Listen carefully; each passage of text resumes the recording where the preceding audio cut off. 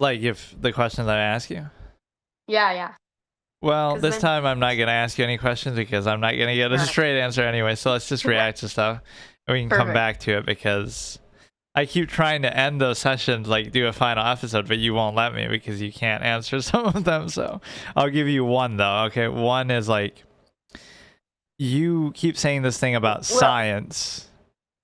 okay. I feel like if we do go to one question, we're gonna get on a tangent No, though. I'm Do you want not. to do I'm that at not. I'm the just end? going to do one. Okay. So Okay. you say that God is responsible for science, but then if we can explain everything through science, and we can even control it or influence it to a degree, doesn't that defeat the whole point of God? Like, for example, isn't God supposed to be outside of, you've even said it, that God is outside of science? It's things that can't be explained by science. So how can you give God credit then for science? Right. I guess it's like he created science, but he's not confined by science. So like he's his limit and his ability isn't limited by what he's created. Does that make sense? Just So, like if somebody made a house, they aren't automatically trapped inside the house, you know? so then what would you call what he is limited by, or like what outside of science, what is that? He is only limited by his own like he is unlimited. He has no limits. But I That's mean, literally in contrast to science, what is it that he's doing? like whenever miracles happen in the Bible, that would be contrary to science. But Like, what if we can explain a miracle using science? Then does that not make it a miracle anymore? Or replicate it? that's a good question. I think the definition of miracle does mean like a divine thing, something that a divine being had to do with. And from my understanding, it is outside of science and it can't be explained.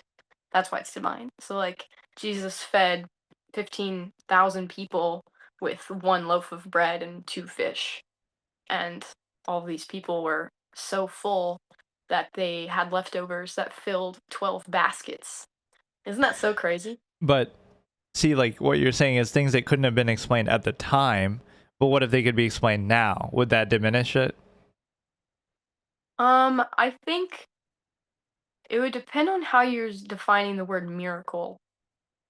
But from my understanding, it would be like anything having to do with divinity. But I if don't it's think you could if we figure right, out that him walking on water was just some trick he did or something that we could replicate, then it was no right. longer a miracle, so therefore it's no longer divine. We can scientifically explain it. So doesn't that poke a Right. hole in the whole premise?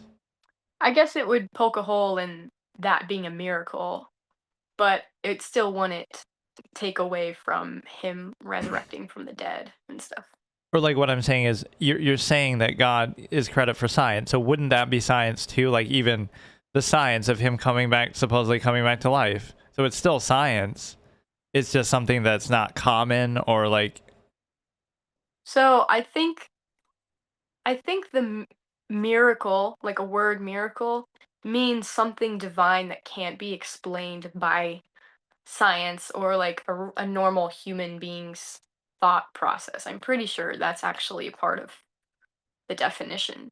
I've heard atheists use the word miracle and then get chastised for it because it's supposed to mean like having to do with the divine. And I always laugh at that. It's like, no, that's not what they were trying to say. But anyways, but yeah, if it can be, so does it, is your definition that a miracle is something that can be explained at the time or forever? forever. Okay, so if science catches up with some of that, that casts doubt on it. Yeah, I guess so. You could say like, oh, it's not a miracle, but it would be. You'd have to look at the miracles in the Bible. They're pretty absurd and can't be explained by science, but you could give it a shot if you want. Okay, what if we created life from on another planet? Would that be like sort of the thing that you would expect God to be able to do, and would that make us so powerful that we threaten God or we do something against God? That's interesting. We wouldn't be threatening God because God can do anything. Like he could annihilate us if he wanted to, but he doesn't, which is cool. The Making things on another planet. I mean, that would be super cool. I don't think we should make life. I mean, I don't know. I always think it's interesting when people combine plants in, you know, labs and stuff, but is that kind of what you're talking about? Like, is making life something that only God should be able to do? And if we can do it, then that somehow either it's wrong or it shouldn't be possible. I mean, we have the ability to have children, so that alone is like a right he's given us, you know? But I mean, outside So, of that, like from nothing or yeah. from something else. I think some different Christians have different views on that. Like even fertility treatments and stuff. Different Christians have different views, but I think life is a good thing and I am very much like if things can be alive, let them stay alive, you know? Or do you see the connection between like an antiquated, is this why Christians don't say that you shouldn't be gay? Is because, oh, it could be that if everybody's gay, then we're not going to reproduce anymore and we could go extinct. That's an antiquated historical actual reason why homosexuality was condemned. So is that why Christianity does it, or is there some other reason? I actually was just reading in First Corinthians 6 today, and that chapter is one that says that people that are homosexual will not inherit the kingdom of God. And I was like, wow, it really does clearly say that. I didn't know that it was so clearly stated. Um, so yeah, I don't know. That's food for thought. But it is in the Bible. That's just what the Bible says. That might be the whole reason. No, but that's like the what. I'm saying the why. Why is that? Yeah. Um, I don't know, actually, because I mean it just states it. It doesn't really give a whole lot of context. It just well, actually it does. It says that sorry, I'm thinking in layers here. It's talking about how the okay, wait, look up if you want to look up First Corinthians 6, you can. Jewish teaching established a separate religion. But what you're basically demonstrating is you would Okay. believe something without necessarily knowing why. You're saying it's bad because it says it's bad, but you can't even Right. explain yourself why it's bad. Okay, let me explain. This is my understanding of why Christianity not condemns, but like disproves of homosexuality among Christians. One, we believe in the family structure of man and woman in marriage. It's a blessing and a holy thing, and raising children is a blessing and a holy thing. And God has given us the opportunity to have marriage and have sex between a man and a woman, and that is a beautiful gift within the confinings of marriage. And so I think one part is like marriage between a woman and a man is so good. And that's like an analogy between Christ and the church of like protection and home, I guess. And then the other side of that is that our body is a temple. And it says that even if we're just, using our body incorrectly, we're also part of the body of Christ. So it's like my body is not my own, it's also a temple because I believe the Holy Spirit is in me and with me. So I need to treat my body well because it's not just mine, it's also God's. Is But that does weird? that extend to not eating processed food or like the grocery Mhm. store thing? Like, oh, the Holy I Spirit do would. try and take care of myself. I actually lost 28 pounds in the last year and a half because, yeah, I know. I But was a no, the little point big girl. with that was like, okay, last thing, and then we can watch something. But basically, is it only to do with the reproduction? You're saying like having children. Right. I don't think it's so because it's kind of even marriage. Well, okay. So there's plenty of people that don't get married that are Christians. So that's one thing you could say. But marriage, the structure of marriage between a man and a woman is just pleasing to God and it's like what he made. So it's kind of like veering away from the perfect creation he made. But can you see the subtext of that is like, why is it the man and the woman? Why wouldn't it be a man and a man or a woman and a woman? Isn't that only because of having children? Well, the very first people were Adam and Eve, right? And there's like a really old Southern saying. I don't think you're gonna like this very much, but people will say it's Adam and Eve, not Adam and Steve, and that makes me laugh. But Weren't they it's like not very funny. related though? Adam and Eve? Yeah. No, because God made Adam, and then He took a rib from Adam. God took a rib from Adam and made Eve with it. So it was like they're not related, but He did use a piece of his bone. That's kind of crazy. All right, so let me think. Okay, we could do something like Harry. The problem with the Harry Potter thing is it would be too long. We'd have to like do a longer session or do it over like multiple. Mm-hmm. Let me think. What What else did you suggest? Like, you could just do a scene from Harry Potter when it talks about him being the chosen one, if you want, because or that's one that I have. is that line you would associate with Jesus? You're the one who survived. Is the famous line like talking about Yeah, Harry? kind of. So he's the one Yeah, who survived, yeah. I see a lot of parallels. but it's unintentional, right? Like, I don't think. I don't know actually. I don't know if the Whether devout Christian, Harry Potter super, or you would think some of it could be a little, whatever, distasteful if you say like witchcraft and stuff is a negative thing, isn't it, to Christianity? right. Yeah, it is. So would you say you're not allowed to watch it or like something Like against it? like we cannot partake in witchcraft, and we're not supposed to partake in it. Like saying spells or like making potions or doing palm readings even. It's like stuff we don't do. But you can still watch and talk about it. Um, you know, I think that's a pretty 50-50 thing about what Christians think about even like watching shows with magic in it. Um, because it is different, like watching a movie versus actually being like, yeah, I'm a witch. Um, that's pretty different. But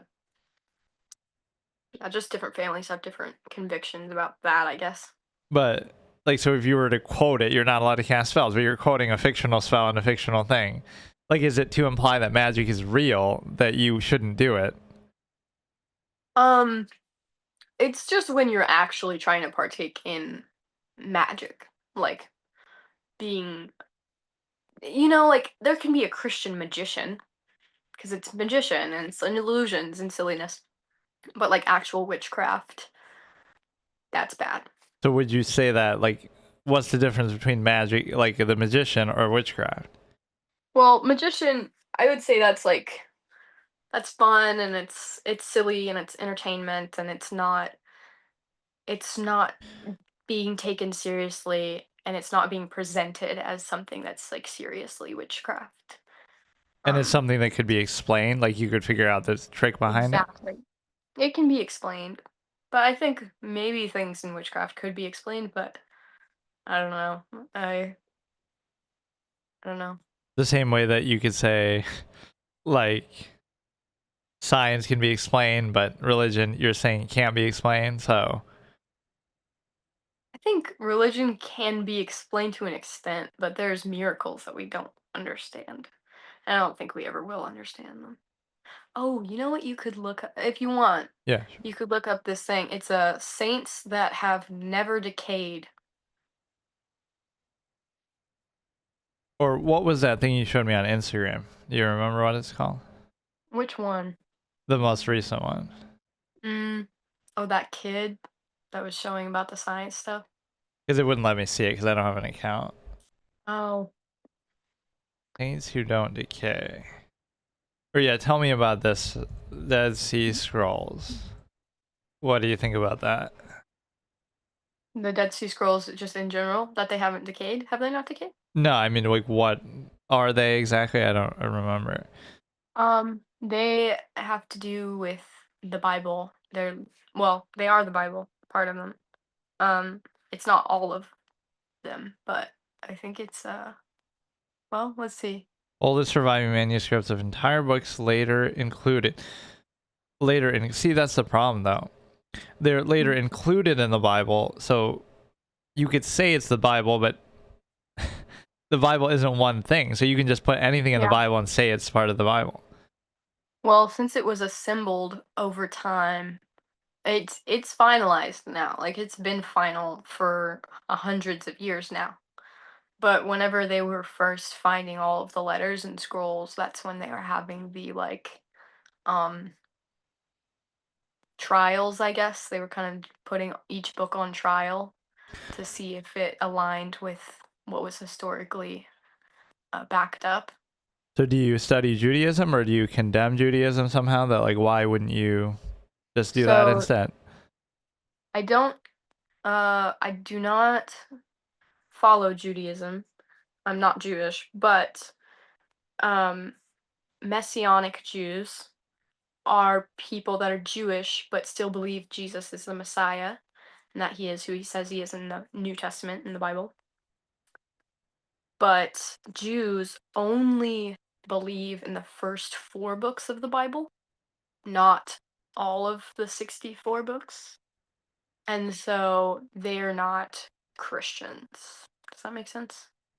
Okay, but They don't like, believe in Jesus. if you want to be like Jesus, then you should be a Jew because he was Jewish. So, kinda, but no, because Jesus was so much more It's than just strange, maybe Judaism. even Oh, sorry. Because like Judaism is very interesting, and that is what Jesus grew up with. But his teachings are so much more than that, I guess you could say.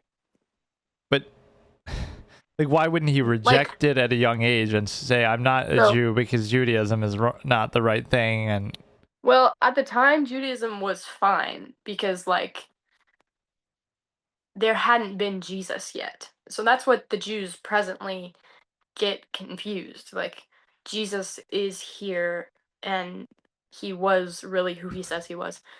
Whenever Jesus was on the earth and rose from the dead and all that, the Jews denied him. Half of the Jews said that was the Messiah, half the Jews said it was not, and that he was a liar and a heretic. And so that's why we have Messianic Jews. They have the whole Bible like Christians do. They just keep doing feasts and stuff that are cool, but it's just not my culture. I mean, but I think the feasts are cool. Um, but yeah, but the regular original Jews don't believe Jesus was the Messiah, and they only have the 4 books at the beginning. so how did that split happen and why? Between why not just everyone would be a Messianic Jew? Why did they need to break off and become Christians? Or people who weren't Jewish at all just became Christian from nowhere? Basically, so like Jewish people that were like, yes, I believe in Jesus. Some of them just became Christians, right? And then people that were quote Gentiles, which just means non-Jews, they became Christians as well when they started, following Jesus. So here, let me think. Okay, fine. We can watch some of this. So can you hear it?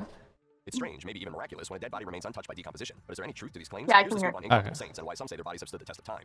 Central to the Christian faith is the concept of mortality, the result of the original sin that transpired with Adam and Eve's fall in the Garden of Eden. To gain liberation from these sins of the Father visited on all descendants of Adam and Eve, early Christians believed Jesus Christ died on the cross and was resurrected on the 3rd day. He represented both the ultimate sacrifice and the overthrower of original sin and death. Besides Jesus' miraculous resurrection, he also raised individuals from the dead during his lifetime, including Lazarus, who famously spent 3 days stinking up his tomb before Jesus transformed him into a living human being. For some early Christians, a natural extension of such miracles would be incorruptibility after death, a sign of holiness. Bodies don't do that. So for someone's body to have done that must mean this was a special person. A corpse must prove immune to the usual forces of putrefaction to meet the requirements of incorruptibility. This means the body must be in a natural state with no other explanation for the preservation, such as embalming or environmental conditions that arrest decay. In other words, bog bodies and naturally occurring mummies need not apply. According to Joan Carroll Cruz's The Incorruptibles, a distinction exists between miraculously preserved bodies and those that have accidentally or deliberately experienced arrested decay. For example, Smithsonian notes that the most famous artificially preserved bodies are ancient Egyptian pharaohs. Archaeologists believe the inspiration for Egyptian mummification came from finding bodies naturally preserved in Egypt's arid environment. But Egyptian mummies are a relatively late arrival on the scene. The oldest mummies in the world come from South America and date to over 7,000 years ago. Known as the mummies of Chinchorro, researchers believe they drew knowledge of cadaver preservation from naturally desiccated ancestral peoples in Chile's Atacama Desert. Similar conditions in northwestern China protected the 4,000-year-old Tarim mummies. In each of these cases, the lack of bodily decay can be explained. That's what sets incorruptibles apart from regular mummies. Natural phenomena can't always explain away these well-preserved remains. What's more, So That's crazy. you believe in decomposition, that means. Yeah. Oh, yeah. I mean, that's scientific. So if something was to not decay ever, I would consider that a miracle. Does that make sense? But you don't believe in evolution. Well, I believe in lowercase e evolution. I don't believe we evolved from the same thing. I don't know. I find that one kind of like, okay, here, I'll illustrate something. Do you know what this means? Have you heard that phrase before? Cui bono? I think so, but can you remind me what it means? It means So basically, like somebody who has something to gain or benefit. So if what do people have to gain from lying about evolution or exaggerating it? Like if you believe in lowercase evolution, what benefit is there in making that up? like what benefit is there in making up that we came from the same organism? From monkeys or whatever you want to attribute it Yeah. to. What's the point of that? I think it takes God out of the picture. And so I think like people that hate God or don't believe are gaining some sort of like, oh, this is the way it began. Then they're just taking God out of the picture. I don't think it's that impressive. You're taking God out of the picture, but isn't that backwards? You're saying, so then I could say you're just denying evolution because you want to put God in the picture because he's not Yeah, really there. So you're putting him in when he's not there, or you're saying they're taking it out when he is there. So it's kind of circular. You're assuming that he's there and they need to take him out. What if he's just not there at all and they're just observing the reality of how the world actually works? I just see it as saying the world came from nothing versus saying the world came from something. But that's not what we're And it, talking about. We're talking about evolution specifically. Like, yeah. Yeah, but like if we you came believe from in monkeys, okay, evolution, or whatever. So yeah, yeah, yeah. why would that be beneficial? And it's even like a negative thing. It's like saying, oh, we're like animals. And so what hmm would be the motivation to lie about that if it wasn't true? Maybe they weren't lying and they were just wrong, Maybe they believed it and they're just wrong, you know? But like It when has it's nothing, generally scientifically accepted fact, why would all these people be lying about it?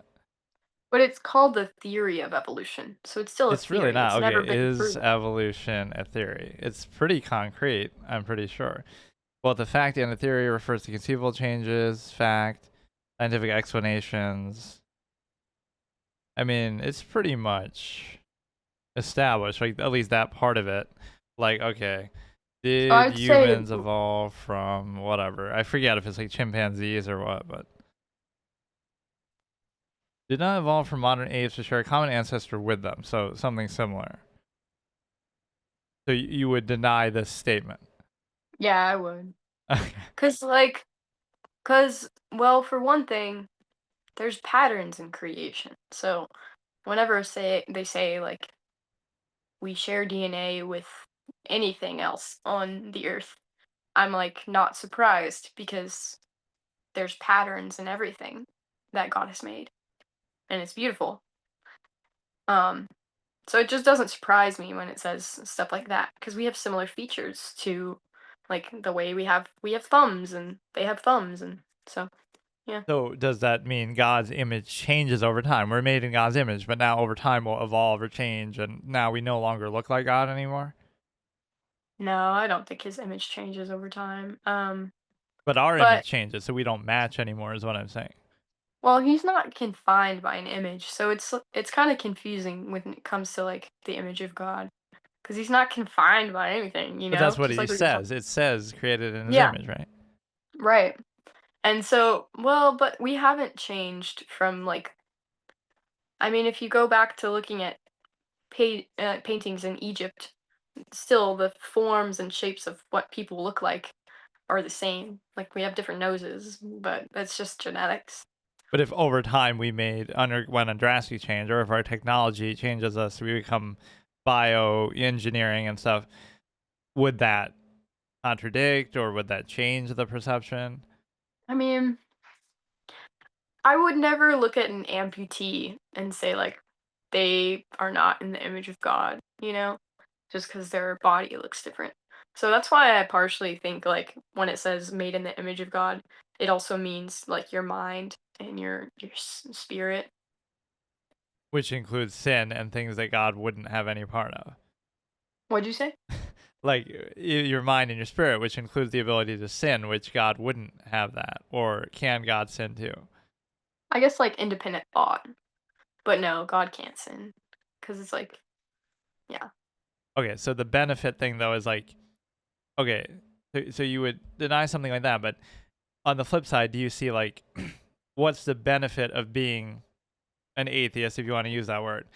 What's the benefit of doing that versus the benefit of being Christian? Well, if you're Christian or religious, that you'll believe there's a heaven, so you'll live forever. That's a positive thing, an incentive.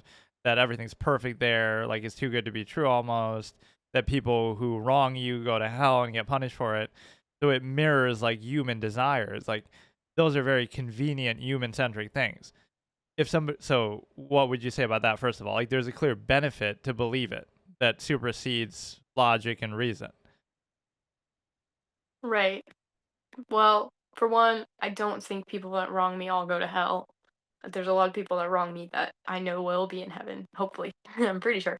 But the I guess yeah, there are a lot of benefits to believing in Christ, like of course. Um, but I could see like I understand that some people just don't believe and just don't understand or have a lack of will to understand. But I do think like being a Christian and knowing Jesus is the best thing you can do with your life. And I know some people that literally would tell me, I want to understand this and I want to know God, but I don't want to do that right now because I'm having fun in college. And I know I'm going to have to change my ways once I become a Christian. So I want to become a Christian. I want to know God, but I want to know Him in like 4 or 5 years. And I'm just like, are you kidding me? Like, this is the best thing. But Anyways, you're apparently allowed to do that and still go to heaven, right? You could wait, party like crazy, and then eventually become a Christian and still go to heaven. well, I don't know if they died. They could die, What do you but mean? In that they span? yeah, they could die in that time span, or by the time they get to that time, they're so stuck in their ways that they don't want to turn to Christ, or they just don't even it doesn't even come across their mind anymore, because they're But numb to what sin is. hypothetically, if they did change after doing all that, they could still go to heaven and it's fine. So you can do whatever you want and then turn a new leaf. I guess so, but I think that would be a much more painful path than leading a life that follows Jesus. Like his plan and like following his commandments, you have a more peaceful, kind life than if you didn't. Okay, but the benefit, okay, answer this shortly. Like, just, is there a benefit? Like, forget about the fact that you already believe it. I'm saying, could the origin point of that belief system be of human desire that like all those things mirror what we want? We want to go to heaven. We want to live forever. We want our loved ones to do the same. We want people who we consider bad by our subjective standards to go to hell, whatever. We want our morals to be absolute and set in stone, right? So would that be the origin? That's why religions exist, because we take our human centric views and try to make them out to be something more than that. Could that be the origin of it? Hmm. I suppose you could say that anything could be the origin of religion. And I think that a lot of those desires are fulfilled by Christianity. So that's a fair thought. But meaning it wouldn't be true, but it's simply that some people wanted to believe it. And that would account for other religions too that operate similarly. Would you entertain that Um, possibility, basically? I mean, I entertain thoughts all the time. But I would say that if it was man-made, I think it would look different because I don't think people naturally want to be told what to do. So I think if Christianity was man-made, it would look a lot more like Buddhism because they just have a lot of like nice affirmations and stuff. And it has nothing to do with submitting to God, who has a better plan for you than you do. But doesn't that sound like something people would do too? They want to use it as a way to control other people. But it's more personal than that because not all Christians go to church. Not all Christians even have Christian friends. So if you're having a one-on-one relationship with God, you could totally choose not to. Or like that's the origin though. Like when it was earlier, it was used like that more. Um, right. There were kings who would use it, and like it would be more of a political and a form of power at that point. So we might be more free of it now, but that could be the original inception, like intention that it was used as a tool to control people. So before the Bible was assembled, there was no um monarch that used Christianity as like a tool of influence, I guess. And it was just people that believed in God and had a relationship with him. So like even in the wilderness, uh the Israelites used to be enslaved by the Egyptians, and that's historically accurate. And then they were set free because God delivered them by putting like 7 different curses on the Egyptians until they would let the Israelites go, which is a crazy story. And it's kind of sad too, because some of the Egyptians die, and like they didn't have to die if they had just been obedient to God. But very interesting story. But God has been with people since the beginning of time, for us. So I don't think like, oh, Christianity popped up and was immediately used negatively. It's like, no, it's been around. People just started using it negatively in the, you know, 1400s. Is that why it's spread and why it's so popular right now, though? For what thing? Like that fact that kings and empires used it as a pretense for various things, that's part of the reason why it's spread. I don't think so now because we're not, like, especially in America, we don't have a mandated religion, and people are choosing to follow God by their own fruition, not by the influence of any power. But why is America so heavily Christian? It's because of their origin being the empire that did heavily believe it. Right, but they actually were the Protestant church and they were running from the Catholics. So like they were truly believers of God so much that they wanted to run from what they believed was heresy. So it was like they were already Christian and they actually believed it and they were running from um I guess like what do you call it? Not tribulation. Persecution. Persecution. Thank you. Yeah. But no, like could that be an excuse too? Like, oh, they just want to go and conquer this new land and do whatever they want, so they're just using religion as an excuse. So instead of saying Mm. like they just want to do something that they other, this is often how religion is actually used. You can't just say, oh, I want to do this thing, and then do it because you feel the need to justify it amongst other people. You would say, oh no, God wants me to do it, so therefore that makes it okay. I feel like that's a sinful thing to do though. Like if you say it's because of God, it doesn't make it because of God, and you're actually like misusing his name, you know? But do you So I see would that definitely as being something that's done frequently, especially throughout history? I see it done in my small group, you know? I don't just see it done in the news. Um So like your even Christian friends could use that as a pretense, like I'm gonna date this guy because I'm Christian, or I'm gonna break up with this guy because I'm Christian. Like, would they use it in those well, petty not kind because of I'm Christian. small ways to justify things that they want to do? Well, okay, someone told me that God told them that they were going to marry me. And I, in fact, did not hear that from God and did not want to date this person at all.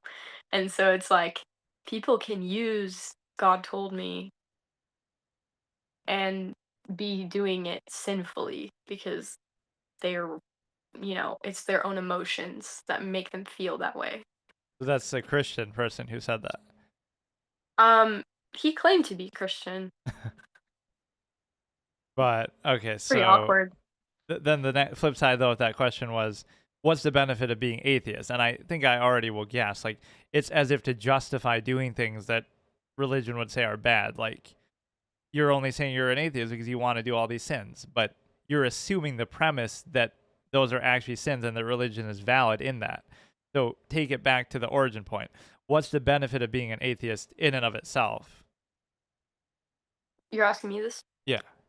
I would say exactly what you just said. Yes, that was one of my thoughts. You totally predicted well because, yeah, I would say that is appealing for atheists, that you don't have to be confined by a religion or freed by it in my perspective. But um I would also say, like, you probably feel like you have a lot more independent thought, whereas I think Christianity, like, we have independent thought, but we are taught our beliefs, and we get to figure out, like, okay, is this something I really believe? Yes. Is it? But you guys, I would say, like, you specifically, you're exploring so many things, which is very interesting to me. And I've explored other religions too, because for a while I was like, I don't know about this Christianity thing. Um, but I wonder sometimes how you contemplate what a moral compass is. Like, how do you see the difference between right and wrong, and, like, even in the finite things, like, oh yeah, killing is bad. Yeah, that's huge. But, like, small things, like, how do you see things as right and wrong? And what, like, Anything. but Like, there is that you see, you would deal in absolutes though. You would say something is absolutely right or wrong, right? And it comes from God and it's like a fact of the universe. I honestly want to say it's situational, but there's most things are absolutely right or absolutely wrong, but I want to say there's a lot of situational things as well. But meaning, like, the real world reality is that right or wrong are just things that people made up. So we can abide by them for their usefulness. That's why we have laws and everything. But that would be the answer to what you're saying is they're not real. There's no such thing as right or wrong in an objective, absolute sense.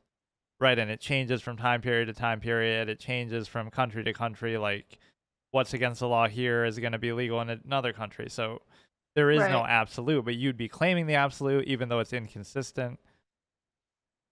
I'd be saying, well, I would say my absolute right and wrong are dictated by the 10 commandments in the Bible.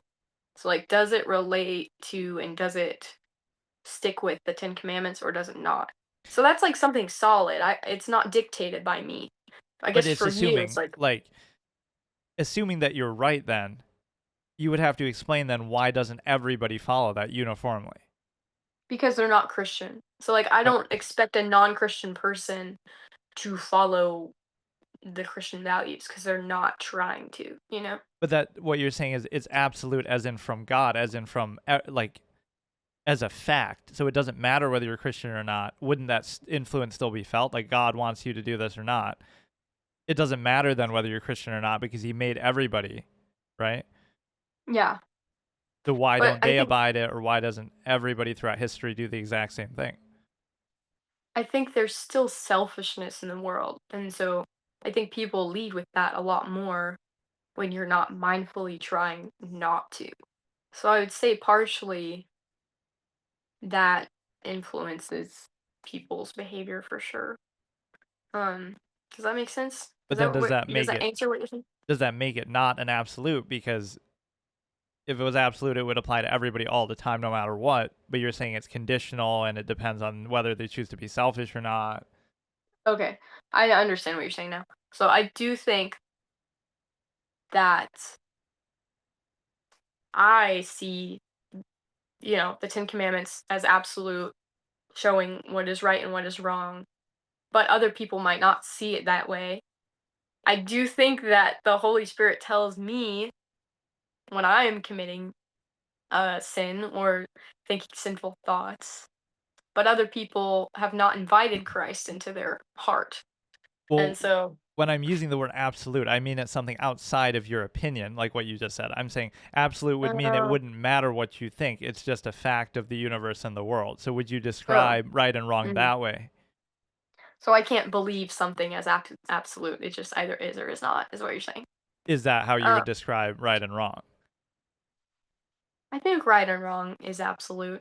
Yeah. But you just said how it's not. It comes down to people's choices and perceptions. I think the concept of right and wrong is absolute. I think situations are always different. Does that make sense? So, like, okay, sometimes we go back to you know, the Germans hiding the Nazis or whatever, you know, The Jews. the Jews, yeah, from the Nazis. In that atmosphere, lying was the right thing to do because you were hiding people, and the value of hiding life to preserve life was so much more valuable than, telling the truth. But there's still a distinct right and wrong, you know? Well, I wouldn't frame it as lying. I would frame it as they're out to get you and you're just protecting yourself. So like, but Yeah. whatever. Okay, so last thing on the benefit though, like you said the benefit is to like why couldn't I be, I guess you'll say that you shall have no other idol, but like what if I treat them all equally? So why couldn't I be like every religion at once, all in the world? So I follow every tradition, coincide with each other. Well, you couldn't do that with Christianity because it says you may have no other gods before me. But what if they're not So before? They're equal or they're just different. that would be interesting. You'd have a lot of things to follow. I don't think that, um, I mean, Jesus says, I am the way, the truth, and the life. No one comes to the Father except through me. And Buddhism, Muslim, Islam, or you know what I'm saying. Um, what else am I talking about? There's two other Hinduism. religions, Hinduism, and there's one other I'm thinking about. But all four of those leaders of those religions said that Jesus was a way to heaven, and Jesus says he's the only way to heaven. And I just think that's interesting. So the thing is though that like it's the analogy of like freedom of everything. So you'll say you'll restrict yourself to one thing, whether it be that religion or like certain lifestyle to do with that. Whereas somebody who doesn't believe that is free to do anything. And so now you'll condemn that and say, well, those are some things you shouldn't be allowed to do. So it's like one person is experiencing everything that God created, or supposedly, or everything, all their potential, all their freedom, all their thought without any restriction, whereas you're restricting it somehow, right? You're limiting yourself. So, yeah, I still don't see it as limiting myself because it's like I'm putting my energy into much better things than a dispersion of less significant things. Does that make sense? All right, but give me one more. Like, what is the benefit of not believing in something that, again, would be, it's Like a offering you higher. heaven, it's offering you kind of all the answers. Like, you would come in with that certainty and closure and peace of mind that you have all the answers. You can explain supposedly how the universe was created, everything, life. It gives you so much Hmm. structure. And so you have like this, you have all the answers.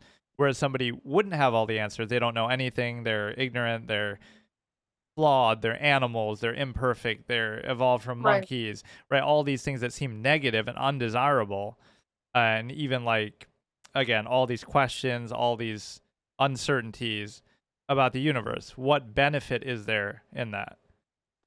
I want to say that pride would definitely be an influence because denying there's a higher power makes yourself the highest power.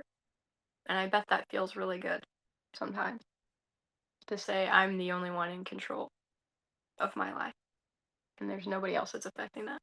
But that's the free will thing. He gave us free will, so he wanted us to be in control. Well, not only about being in control, but like saying that you're not you're not less superior than anything else in the universe. Or like if you look at it result oriented, so you said that is a good claim you made, the highest power thing. So it makes if there's no God, then it makes people the highest power. And you can see that throughout human history, like it's been a constant battle between people and other people for power and dominance and land and everything like that. So if you ignore God and you look at the world like that, then it's kind of like it would make no difference really, right? Whether this Mm. king killed another and conquered this land, whether they believed in God, whether they didn't, whether whatever God was going to do, they were still able to do that. So if you just take God off the table, then people are still doing those same things. So why does it Mm. matter? Hmm. Um, I'm sorry. Can you say that one more time?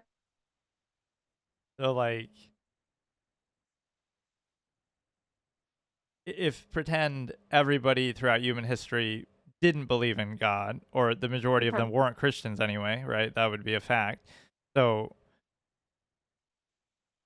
whatever kingdoms and empires and actions that people took, those things happened regardless whether they believed in God or not. So you would look at that and say, like, God doesn't matter because the results are the same. People still conquered, people still built empires, killed each other, enslaved each other. Um, I'd say even if God wasn't affecting those events, I guess, as you were describing, like God still totally matters, and would have mattered. Um, are you saying like if God just started existing? Okay, pretend I'm a king and Okay. I'm sitting back 1,000 years ago or something, and I'm planning my military strategy, Mhm. and you might be the court priest or something, priestess, right? It's like you might be saying on a practical level, as far as just results, would it benefit me more to strengthen my army and my strategy, or oh, I'm going to appeal to God and that's going to save me, or some other king believes in God and I don't, is that going to matter? Because it would seem like, oh, the person with more soldiers wins, or the person with better strategy wins. So we're Mhm. talking about the result, not the Yeah, premise that does this or controls this. I'm saying I the see. result is like, if you are stronger, you win that fight. Well, okay, so I totally see what you're saying now. Yes, if God is with you in battle, you win. Is what the Old Testament shows a lot of the time. It's like the kings that were not living in sin, who were being obedient to God and said like, God, this victory is for you. Those kings won over and over and over. There were actually 6 men that defeated an entire army because they were doing it in the name of the Lord. It was pretty crazy.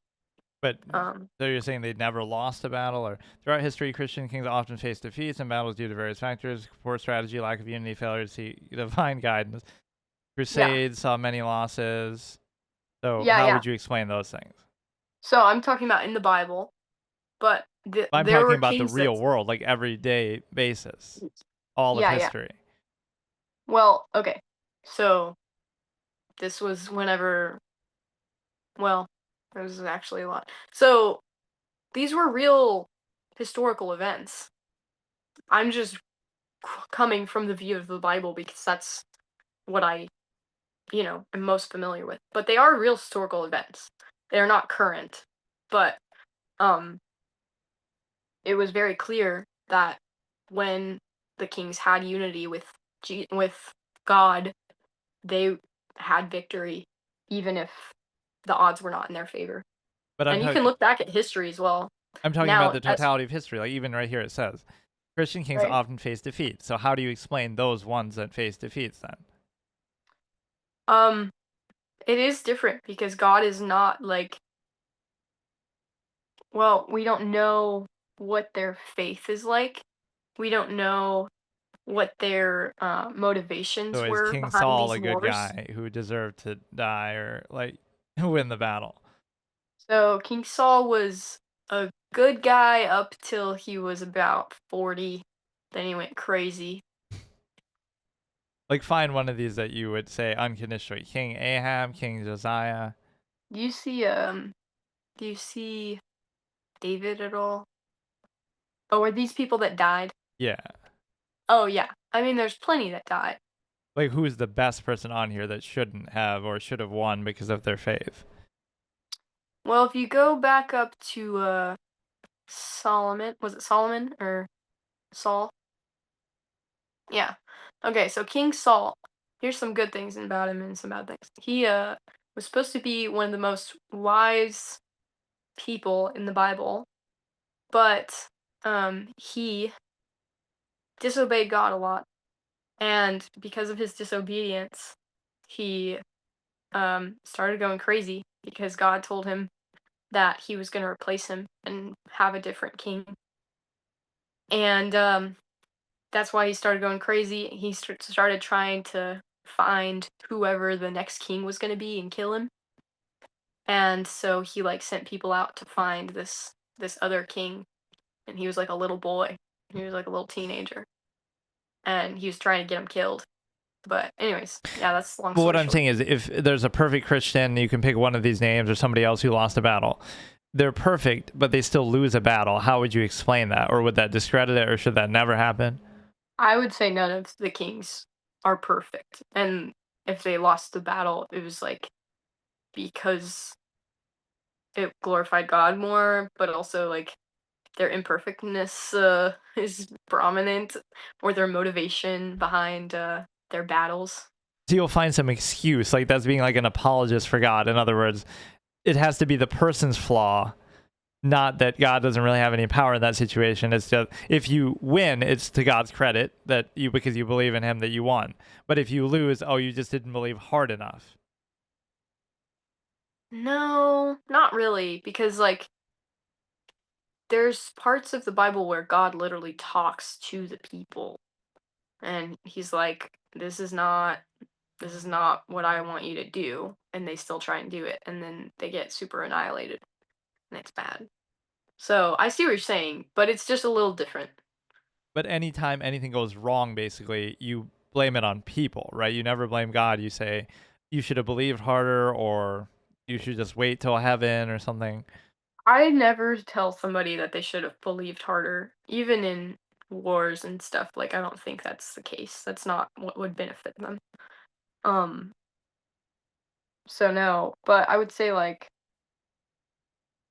sin has consequences. So like David in the Bible, he committed adultery, and then there were consequences to that, and he was losing as a king, and a lot of his friends died. It was just bad stuff. But like you could say that with anybody. Like everybody's gonna have some imperfection that you could point to. So whenever something bad happens, you could say, "Well, you deserved it because you did this sin or this. You were imperfect in this way, right?" Right.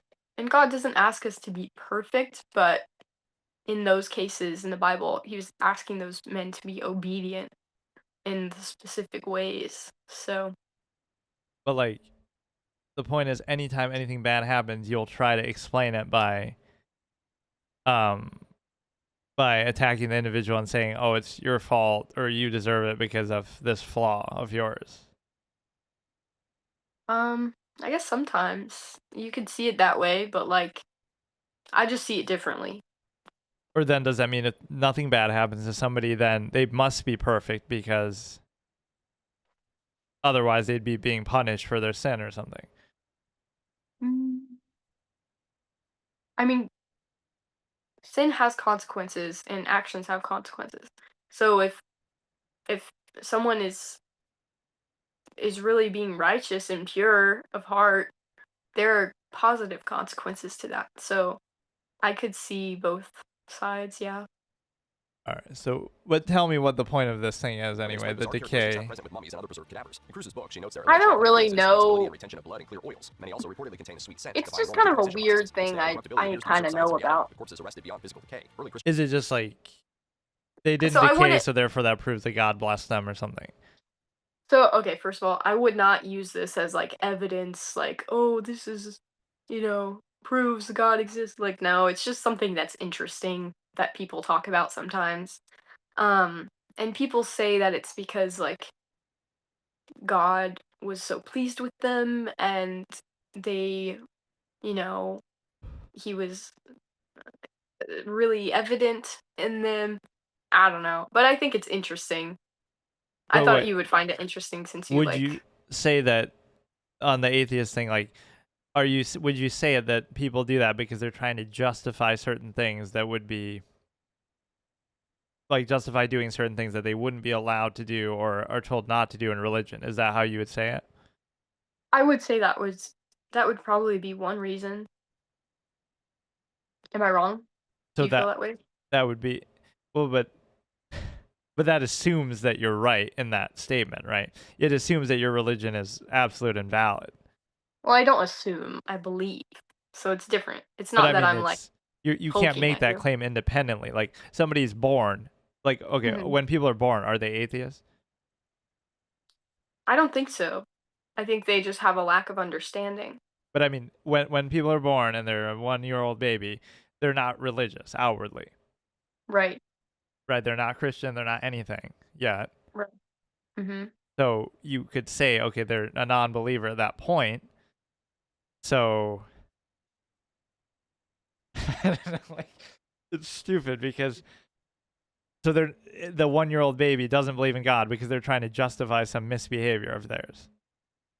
They are I would say that they're still unknowing. Like they don't know anything. They're still learning everything. They don't know So things. by what age should somebody know?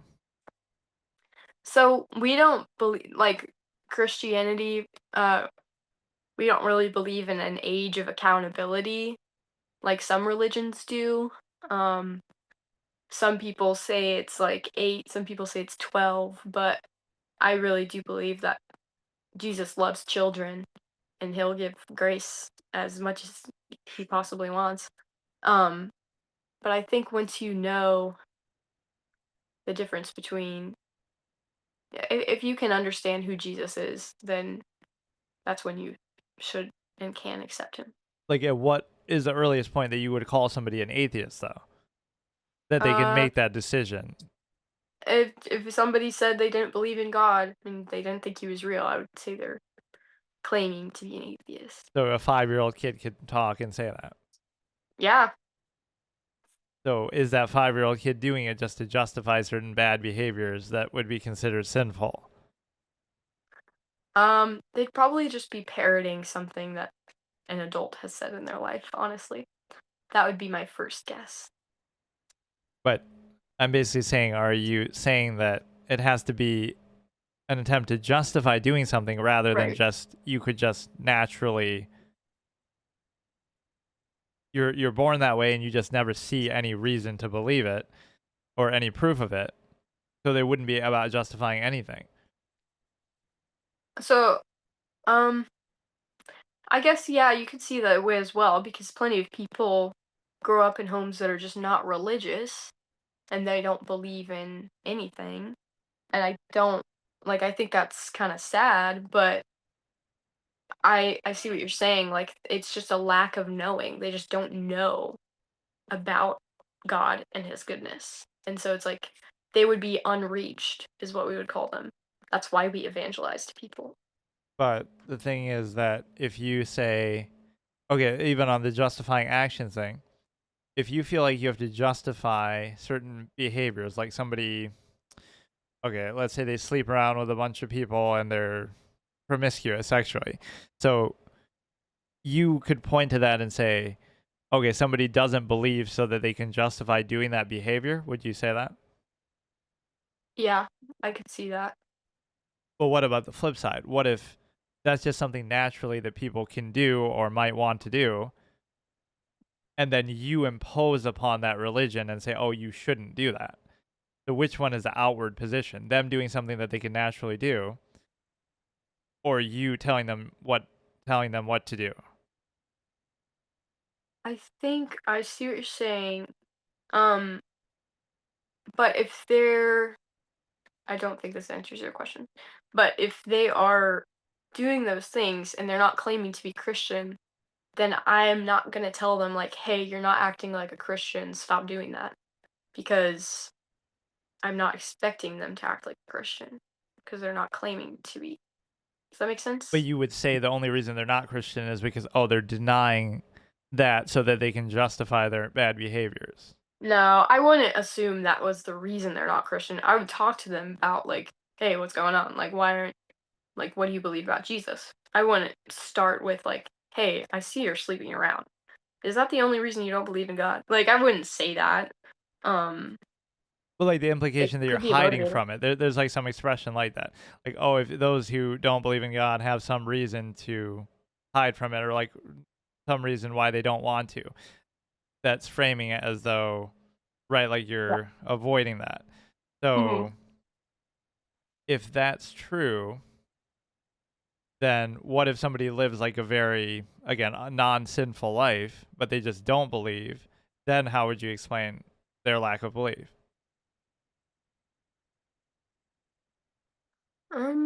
I think a lack of information So or a suppose they've lack read of the Bible, they know it by heart, they know it better than you. Then how would you explain it? mm, either. Well, I can't explain it because I think if they were truly, if they wanted God, if they truly wanted to believe, He would put the tug on their heart to believe. I do think that. But they couldn't just not be convinced by it? Um, I just think that they would have a closed mind to it, and that like even if they're saying they're open to it, it's like they're still not having the faith aspect of like not knowing but believing anyways. Okay, so look at this. I don't know. Harry Potter. So, well, what exactly is it that made you say that? That it's a analogy for Well, Christian. I'm gonna tell you. I'm gonna tell you. Wait, is this the part? What part is this? This is like where he's talking about Voldemort and telling him that he's the guy who survived. He's the one person who Okay, okay. survived him. But I mean, what was your initial reason for saying that? Being the chosen one and like Oh, having the one that yeah survived and there's some parallels of like savior and You all right, Harry? have you You're seen the very movie? quiet. I have. He I just killed saw my them last year parents, for the didn't first he? time. The one who gave me this. You know Hagrid. I know you do. First, and understand this, Harry, because it's very important. Not all wizards are good.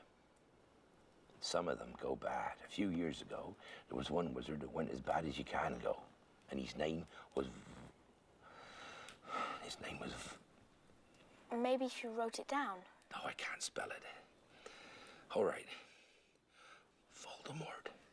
Voldemort.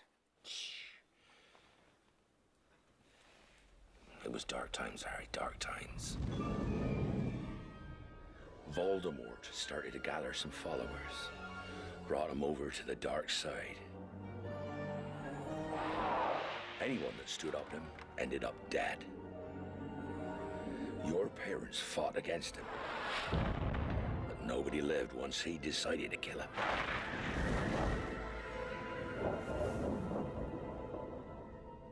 Nobody. Not one. Except you.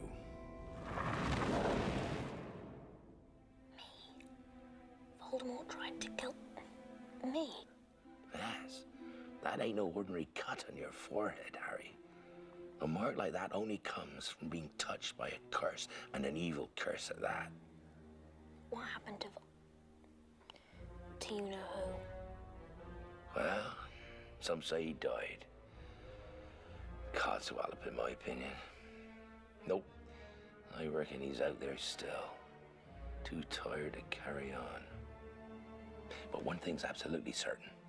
Something about you stumped him that night. That's why you're famous. That's why everybody knows your name. You're the boy who lived. So is there somebody like that that like you're not supposed to say the devil's name or something? That like, oh, he shall not be named. Not really, but I do have some interesting thoughts. So, it was saying how Voldemort was evil, right? And then he brought some people from the good side to the bad side with him.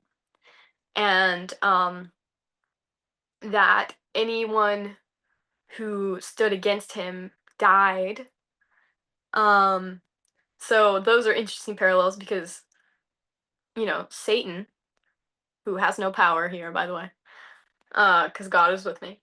He he fell from heaven and took a third of the angels with him as demons. That's one third. That's a lot.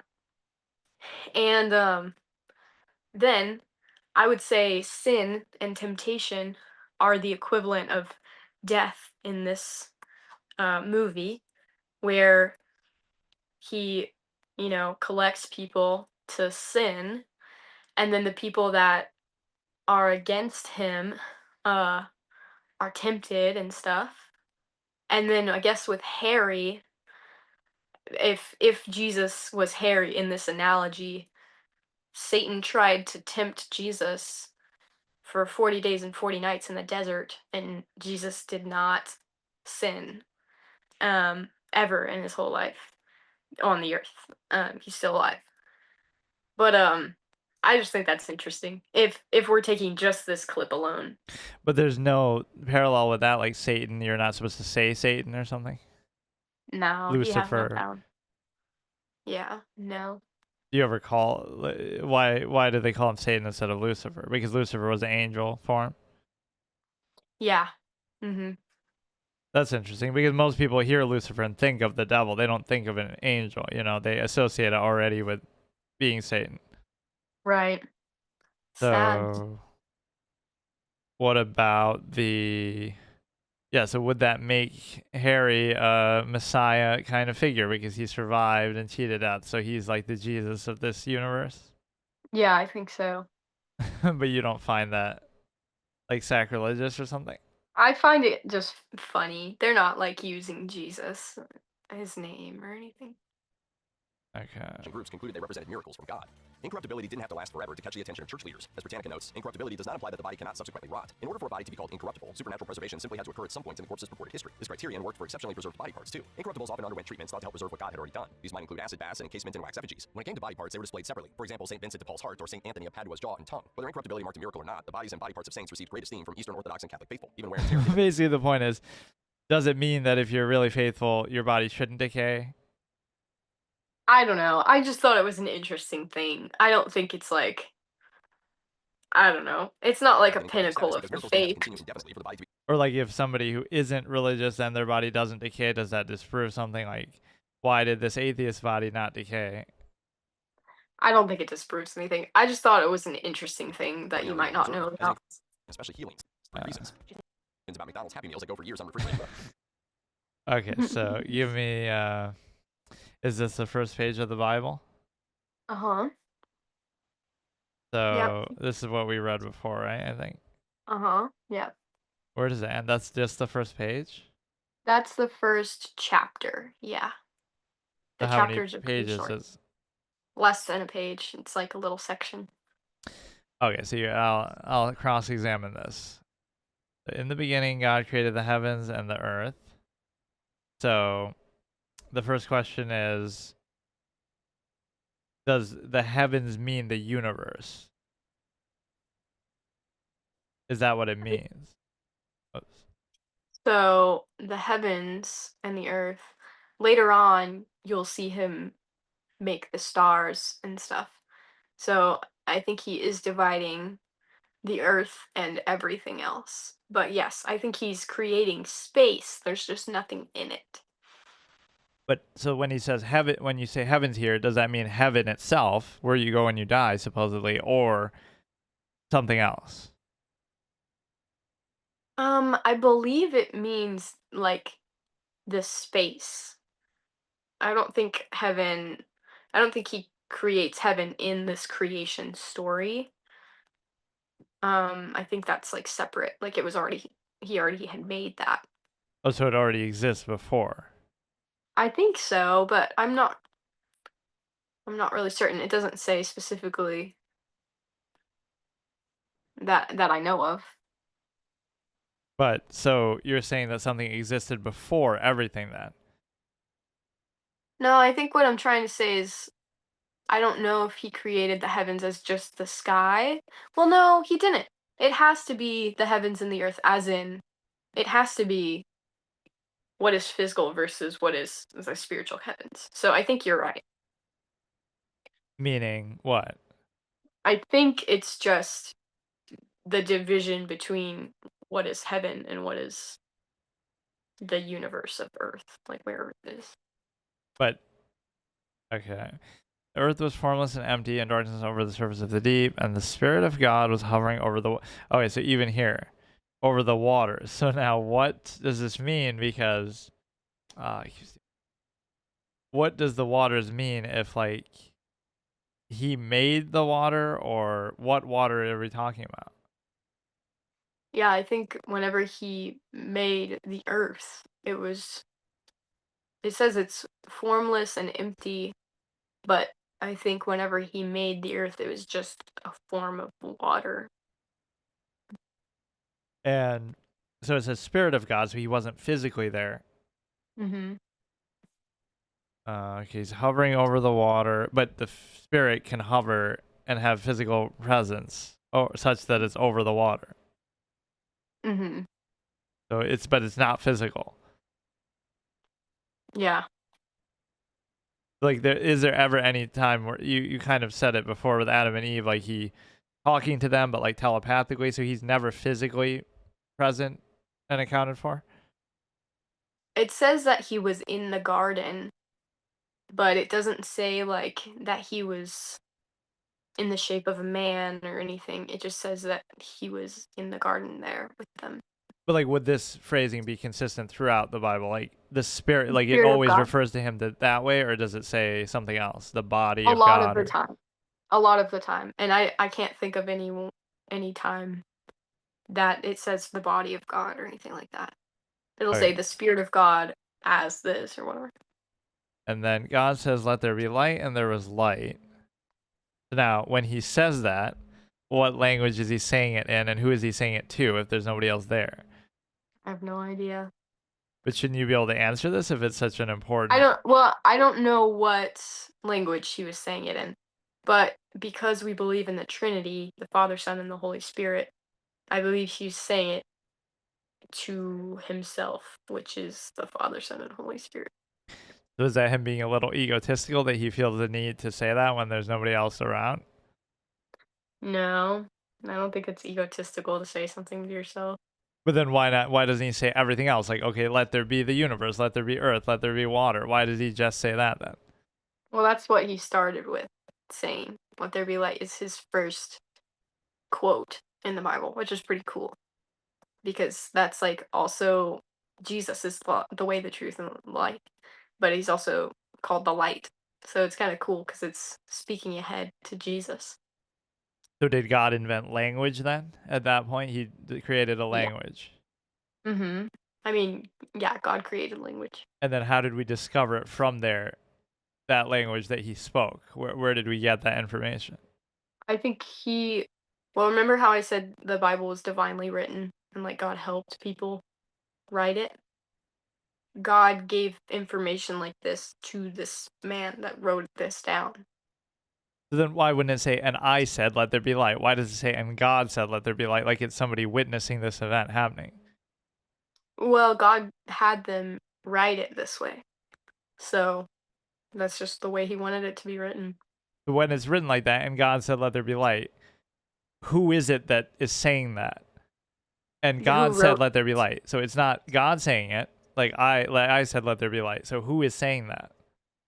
I think it is Moses that wrote this, who is just another person that's in the Bible. And he's getting like some vision from God that Mm-hmm. he's like seeing that, or like, do people visually see it Mhm. happen, or there's just Yeah, sometimes God gives people visions. Sometimes he speaks to them with words, but yeah. So now when you say "let there be light," does that mean he said before that, "Let there be darkness," because he created the darkness too? Um, Look, it says right after that, God saw the light was good, and he separated the light from the darkness. But he created So the darkness too, didn't he? I guess the darkness was prominent already, because I think light is the opposite of darkness, right? But if he created everything, then why would he need to say "let there be light"? Wouldn't he just say he made the darkness in the first place? So he could have just not made the darkness, and then there'd be no need to let there be light. But then there would only be light. But he create the darkness is my question. I mean, yeah, I guess so. He created everything. He created concepts. But he didn't create sin, like you always say.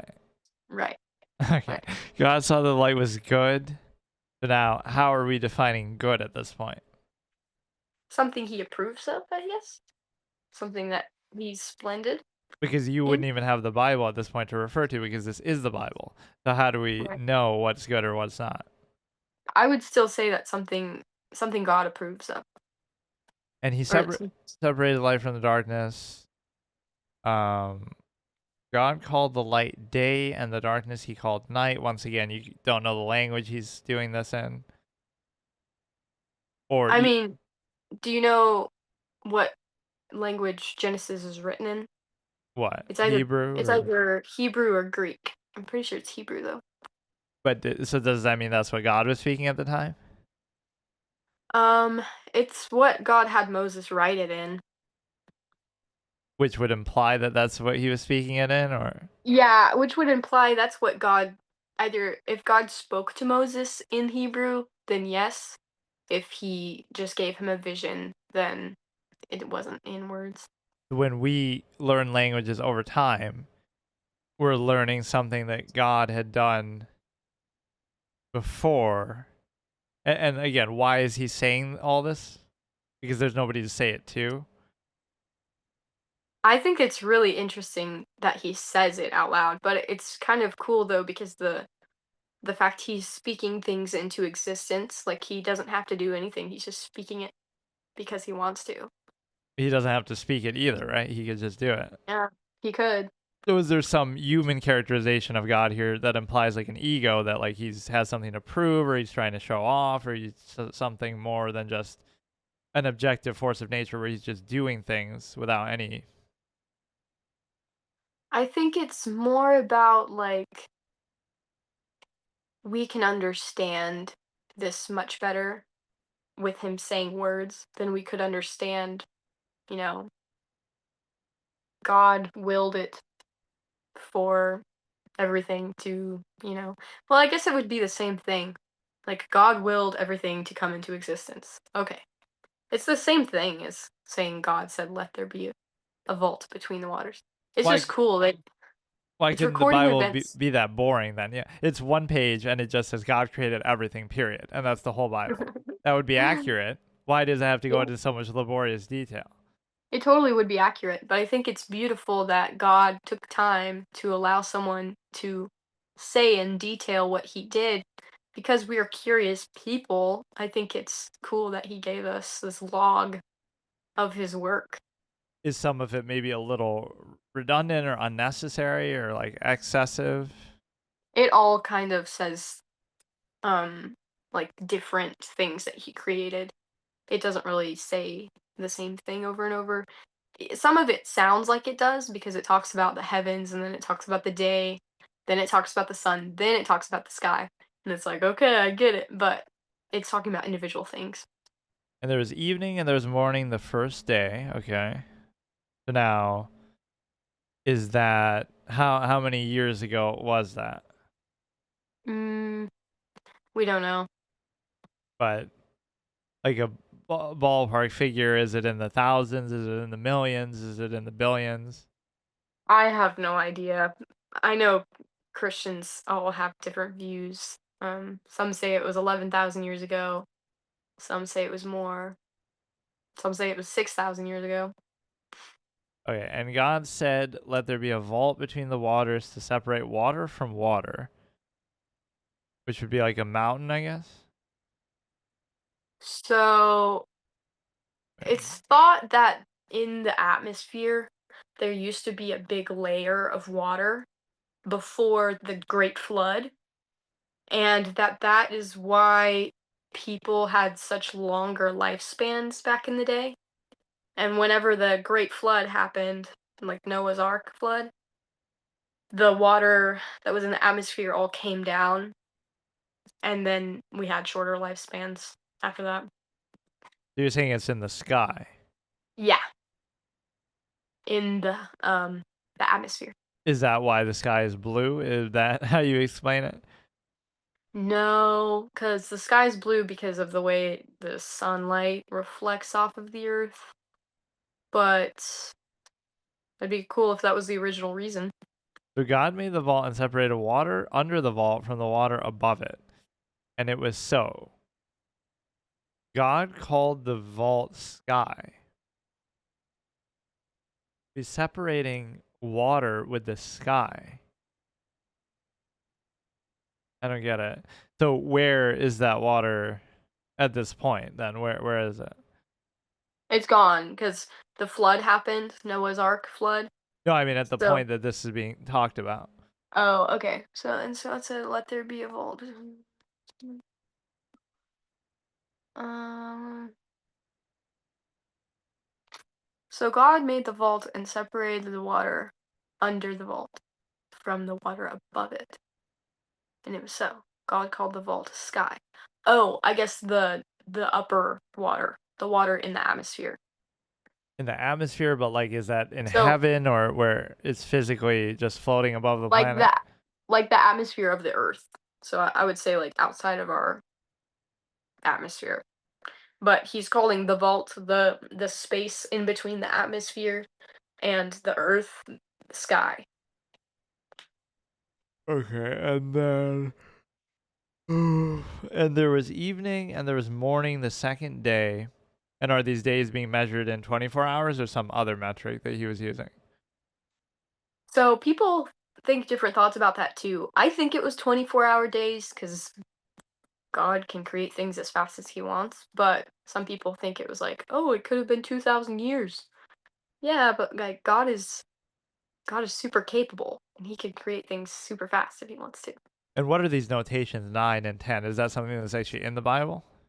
So that's what people say verses. Oh, So like okay. that would be chapter 1, verse 9. Okay, and God said, "Let the water under the sky be gathered into one place, and let the dry ground appear." The water under the sky be gathered in one place. So if the water is all over the place and not in one place, does that contradict this? Let water under the sky be. No. I mean, it doesn't contradict it now. Like, just God made it that way back then. So at that point, it was in one place. Like, what place was that? I don't know. I Is think there- what it's talking about is whenever God was creating stuff on the land. A lot of people believe. Do you know what Pandora is? Pandora or Pangea, I think you mean? Oh, yeah, I mean Pangea. Thank you. Like the one supercontinent, right? Yeah, basically. Some people believe that's how the earth was created originally before all the nations like split apart. So some people think it's talking about that, the like Pangea and then the rest of the water. But is there some specific location on the Earth that this huge mass of water would have been that you could now point to some scientific reason? I don't have any that I know of, but I'm sure it's something that could be researched. So let the dry ground appear. And it was so. God called the dry ground land, and the gathered waters he called seas. And God saw that it was good. And once again, we're defining good by just his own. Pleased. Yeah. He was like pleased by it. But where did he come up with that standard of good or bad? It was like something that was enjoyable to him. So that's all the sin or virtue is, something he enjoys or doesn't enjoy? I mean, he doesn't enjoy sin, and he does enjoy virtue. So I guess you could say that as well, yeah. So that's all it is. It's nothing more than the whim of what he wants or likes at any time. It's not whim. Like God is steadfast. He's never changing. So those standards never change over time, even though the Old Testament did change to the New Testament. Yeah, his standards of like the 10 Commandments never change. But he made people write the Old Testament. Yes. So was that a mistake or an oversight or something? No, the Old Testament is still very important. But you can't follow it, or you don't follow it. We still follow the Old Testament. We just don't have to make sacrifices with animals and stuff like that. Like there's stuff in the Old Testament we don't have to follow anymore because Jesus came to be that sacrifice that we don't have to be. Okay, so teach me one prayer, last thing. The the prayer, you know the Lord's Prayer in the Bible? Specifically, what? It's like, well, do you want me to just teach you, just pray? Just do a Yeah, prayer give that me I an would do? example of it, sure.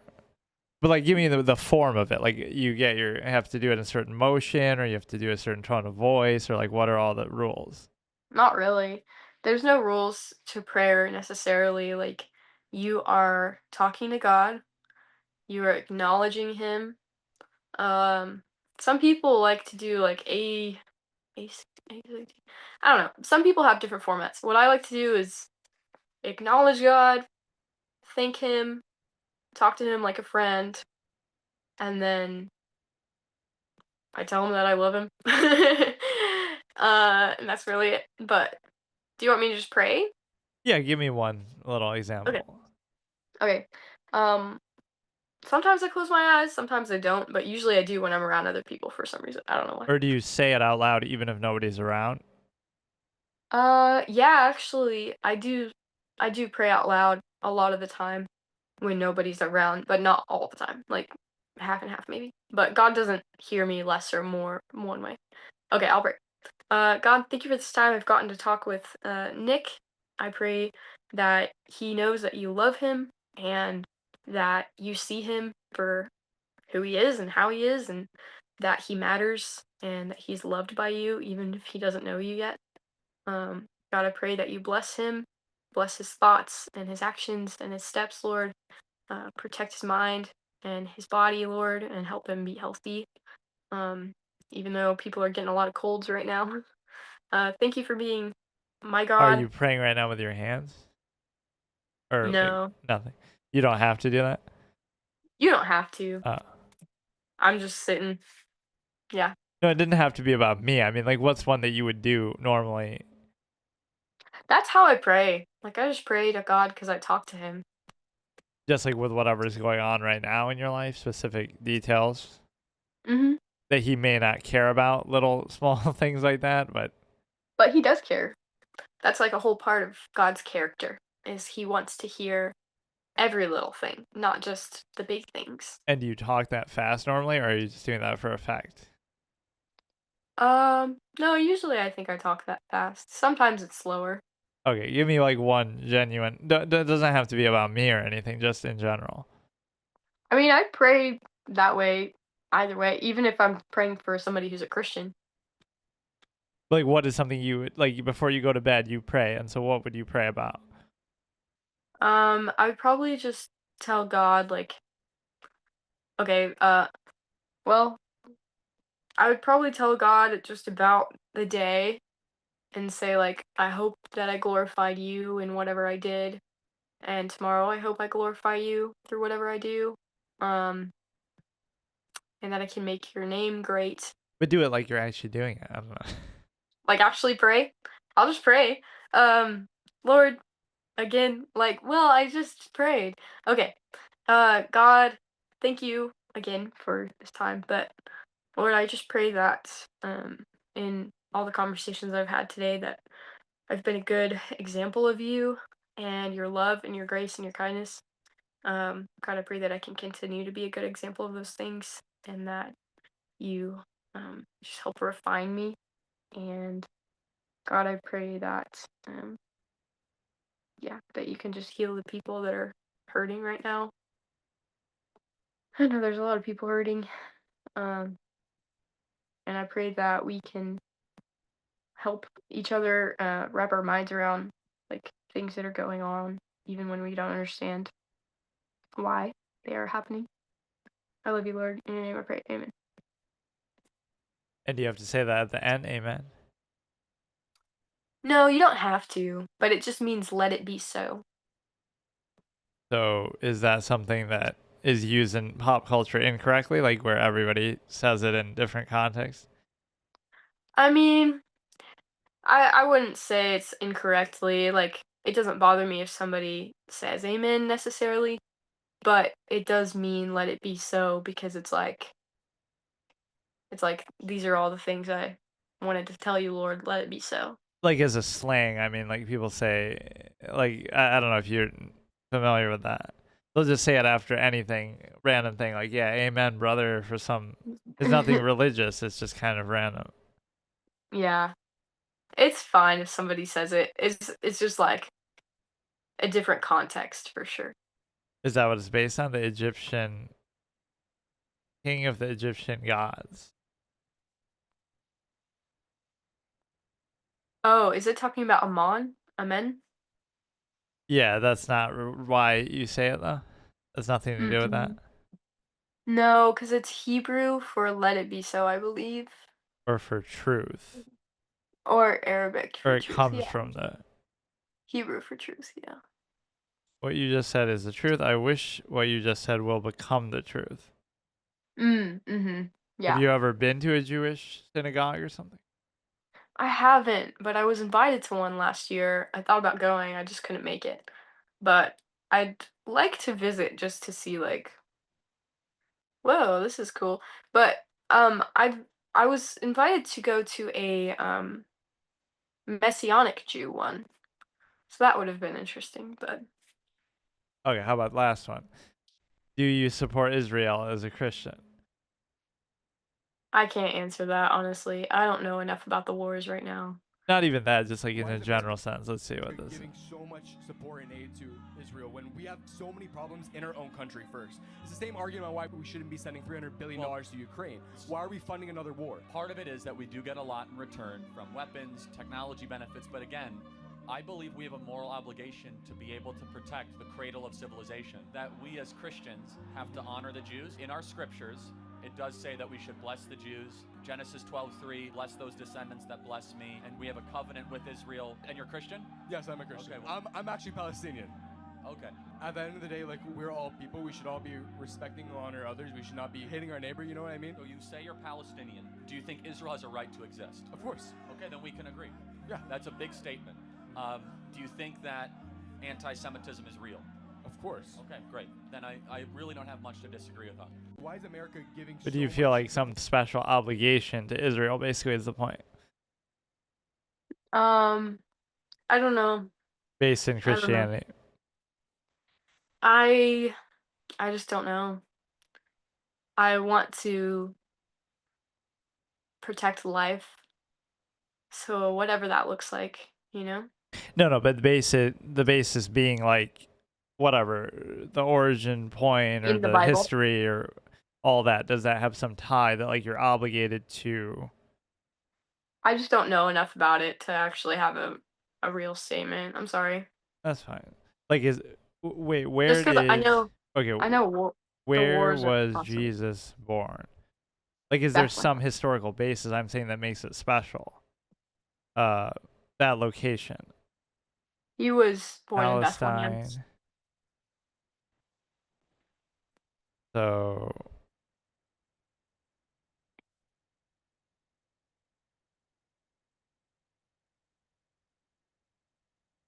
is there some special journey, pilgrimage you go through, like a place that you would go that's special to Christians, like here or somewhere? Right. Some people will go to Jerusalem and see Bethlehem and just see where Jesus walked. And it's very interesting. I actually know a group of Christians that were gonna go next week, but because of all the wars and stuff getting silly again, they probably will cancel. So Or like, how come more people don't live there then? If it's where like you would want to live exactly where Jesus lives and emulate his life as much as possible, right? well, we want to spread the gospel, and it says to go out into all the world and share my name. So then, does that imply a nomadic lifestyle, that you shouldn't live in one place? You should keep traveling all the time and do it that way. I think it just means like not to only speak to Christians and be around Christians and be friends with Christians, but like to go uh make him known to people that don't know him. Even if that puts you at risk, or if people hate you because of it, or you go to dangerous places like that. Yeah. Mhm. Is that what people do on those missions like you were talking about, or that's just to help people? Yeah, people go into places where they're really in danger even for talking about Jesus. Like, did they do that to spread religion, or did they do that just to aid people like who are? To spread the belief of Jesus. And So to help people people? I thought you said something about like trying to offer aid to people and stuff like that, though. So they'll use that as like an excuse. Like I know, well, it's also helpful to those people. So like it's a good thing. So I know someone who was becoming a doctor and getting his pilot's license to be able to fly to countries where Christianity is illegal. And he could be like, "Oh, I'm a doctor and I'm trying to help you guys." And it's called like medical missions. Legal in several countries, North Korea. So would you do that though? You could go to North Korea and try to spread it there because that's really where they need it most, maybe. Even I if know you're. people. I know people that have gone to North Korea, and spread the gospel. And did they make it back, or what happened? They did make it back. I think there are people that have not made it back. Religious practices are enforced in these ancient practices. Christianity can lead to harsh penalties, including imprisonment or even death. Afghanistan, Somalia, Libya, and Yemen. All right. I know people in Yemen right now, actually. Who are Christians? Or did they just like hide it like they are, but they don't advertise that kind of? They are, and they try to be kind of strategic about like when to share their faith. Because if they do it out loud, they'll get arrested. Yeah. You So know. they don't try to spread it to other people. They do kind of in a more private way. So like the people say they're, they're renting a house from someone, they'll just build relationships with people first Uh, for months sometimes. or like, could you do it online? Like you can try to spread the word like Yeah. this, or I mean, like whatever. You can talk to people all around the world. Yeah, I would say some of my videos on TikTok, some of them, not all of them, but some of them I do talk about Jesus. And that's kind of the goal, is like to reach people that don't know him. So then if you're trying to get the most views possible to spread religion, so what if you did something immoral to do that? So you use some sinful thing to get attention, but then it's for the purpose of spreading Christianity. Would that be worth the? No, because Jesus can use non-sinful things. So why go for sinful things? But if it draws more attention, the end result could be better. It's more exposure. I could get more exposure by being more consistent or paying for views or whatever. But I think what I'm trying to do is be obedient to the Bible first, above all else. That's my main thing. And then let the products of my obedience be used by God. But if I'm not being obedient to the Bible, then I'm not going to be used by God. Okay, so this is like the format we should do, where we do several different things, so we don't just ask questions the whole time. So like we can read a page of the Bible every time, like just one page, so we can go in detail, and you can teach me a prayer, and we can watch something. So maybe we won't watch like a full thing, but I don't know. Like what would be something you'd want to watch the next time? Do you what was a kids show you liked to watch growing up? Kids show. I don't know. Did you watch any cartoons? Probably, I don't remember. Maybe SpongeBob or something. Okay. That Bible man thing is. That was funny. There's plenty of I guess VeggieTales would be good. Do you know about VeggieTales? But is it really Christian based? I don't get it. Yeah, it's Christian based, and they basically take Bible stories and they just make them where little kids can digest them. I didn't know it has anything to do with Christianity. Yeah. Or like, okay, hold on. Does this person's appearance mean anything to you? No. You Not you really. can't associate that with anything in Christianity. No. Okay. Is it supposed to mean something? It's just like a reference. Like that character is named Noah, and he like one of his things he uses like an ark, so it's like obviously water. a reference to it. Oh. Oh. I didn't know if see that I was appearance missing it. was like something I mean, not like his what did face Noah and look stare. like? Probably not like that. But I mean, I can imagine. Yeah, he probably looked like Hebrew, and yeah, exactly, something like that. All right. But yeah, what did you say you want to do? Veggie Tales or something? Yeah, we could do Veggie Tales. What else could we do? We could do like, I don't know, what's a Disney show? Oh, Star Wars. Do you like Star Wars? Sure, yeah. So what's the connection there? Like the same thing as Harry Potter. The Chosen One again. Like there's a good and evil. There's a chosen one that against all odds, the prophecies, So the Force is like what in Christianity? Like your spirit or some the Holy Spirit. other. Yeah. Yeah, that always seems to overlap more because all the metaphysical stuff with Yoda where he's talking about it. Yeah. So And would I you guess you could say the magic in Harry Potter is kind of the same thing or no?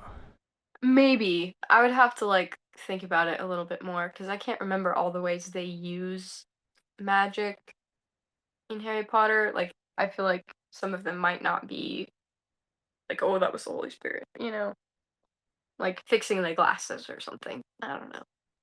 Sin and redemption, characters like Anakin, Darth Vader, sacrifice, forgiveness. So yeah, could Darth Vader go to heaven when he redeems himself at the end and he dies? Would that make up for it or what? I mean, yeah, technically, because God's grace is limitless. You can be as But- bad as you want for as long as you want and do unforgivable, horrible things, and then at the last second you have a change of heart and do something good, and then I mean, because God's limitless love, like he had much less fruitful life. His life was not joyful and pleasing. It was terrible, and he was constantly in battle, and he hated himself. but So didn't you say he would party with people and do things like that? who? Jesus, right?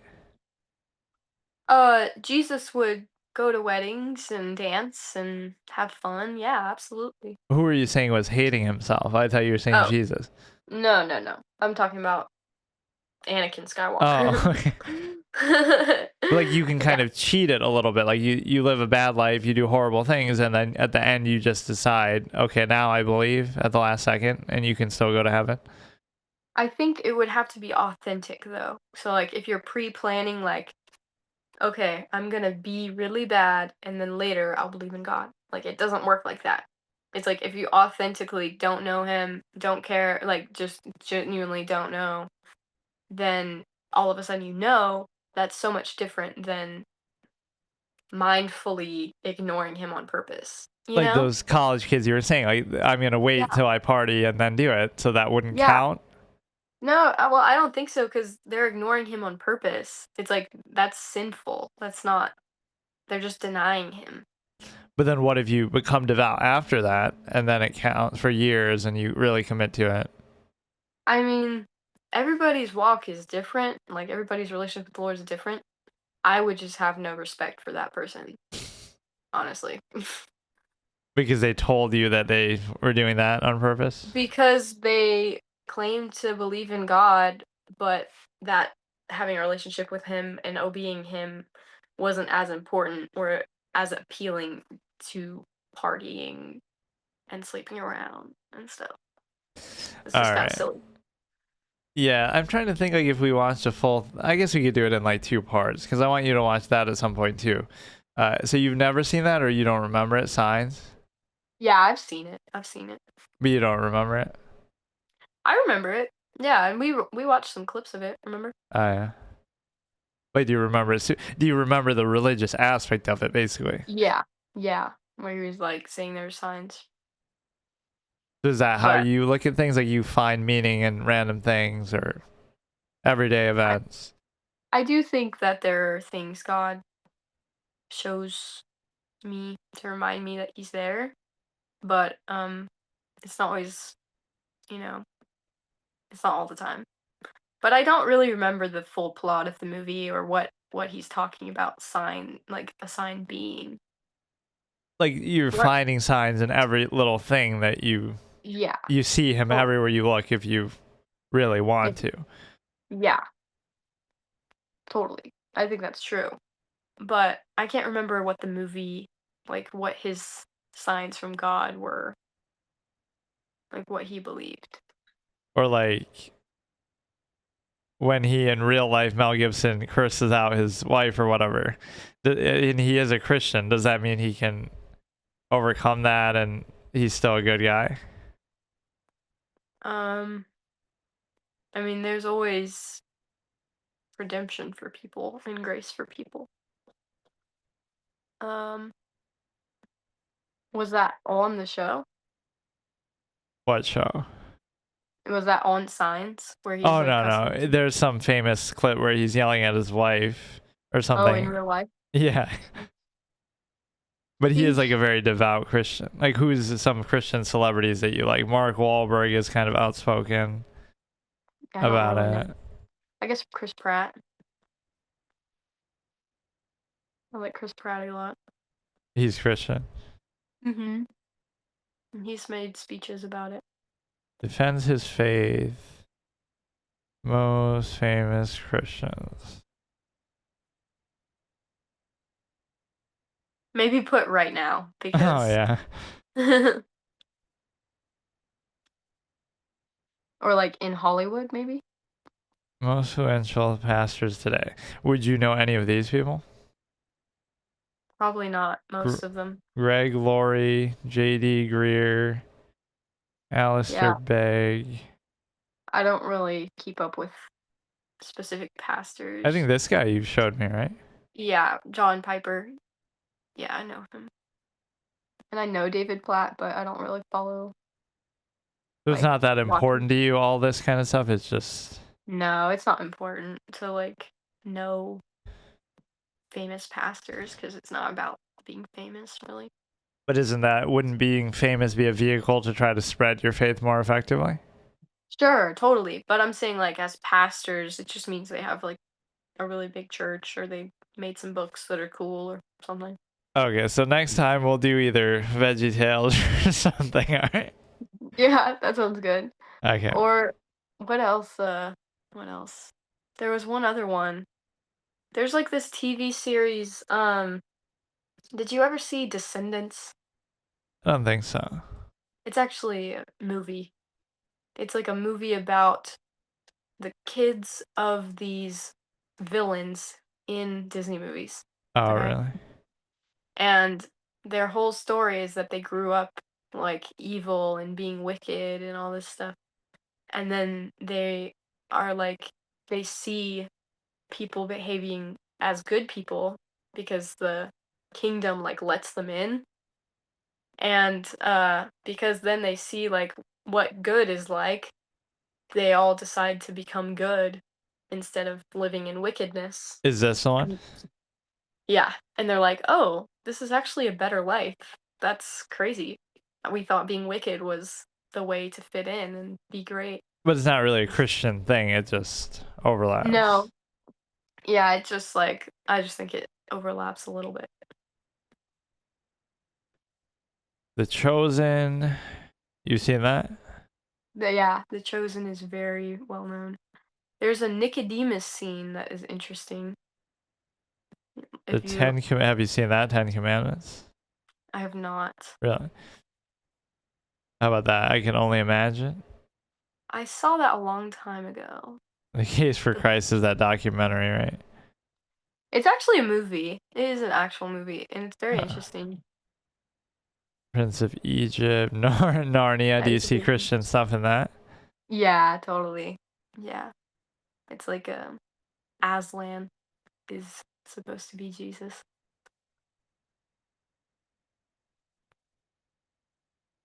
Amazing. Some of these You- are like Christian movies, and some of these kind of have to do with Christianity a little bit. You Some of know? them are just like sports movies and random Like stuff. Soul Surfer, yeah. Narnia again. Jesus Revolution. My friend was in that actually. In that. Yeah, he was an extra. Oh, He's my wow. cousin. Best historical films of 2023. Hmm, that's interesting. The Road, Flywheel, Letters to God. What? Any of these you've seen? I've seen some of them. I'm trying to read them. Or are you Yeah. bothered by misrepresentations of stuff?